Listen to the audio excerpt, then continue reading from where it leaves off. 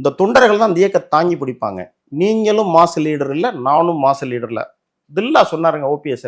எல்லாரும் முன்னாடி சொன்னார், ஒரு அந்த கூட்டத்து முன்னாடி, நீங்களும் மாசு லீடர் இல்லை, நானும் மாசு லீடர் இல்லை. ஆனா அந்த தொண்டர்களால் அந்த இயக்கம் தூக்கி பிடிக்கப்பட்டிருக்கிறது. அந்த தொண்டர்களை பாதுகாப்பதற்கு ஒரு இலையில் அம்மாவையும் ஒரு இலையும் தலைவரையும் போட்டு வச்சுட்டு நம்ம 2 பேரும் ஊர் ஊரா சுத்துவோம்.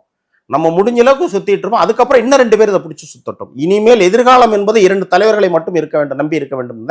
இந்த கழகத்தினுடைய நிறுவன தலைவர், நிரந்தரமான தலைவர் புரட்சி தலைவர், கழகத்தினுடைய நிரந்தர பொதுச் செயலாளர் புரட்சி தலைவி. அதுக்கப்புறம் தானே இந்த பதவியை உருவாக்குனாங்க.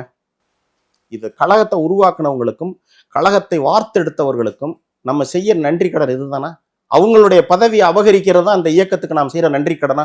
என் நன்றி கொண்டாருக்கு உய்வுண்டா உய்வில்லை, செய் நன்றி கொண்ட மகருக்கு. வள்ளுவன் வாக்கு. தமிழ்நாட்டில இருந்து ஒரு வள்ளுவருடைய குரலை இன்னைக்கு மோடி, உலகம் முழுவதும் பாரத பிரதமர் மாண்புமிகு மோடிஜி அவர்கள் பிடித்துக் கொண்டிருக்கிறார். அப்படிப்பட்ட இந்த இயக்கம் நன்றி உணர்வுள்ள இயக்கம்.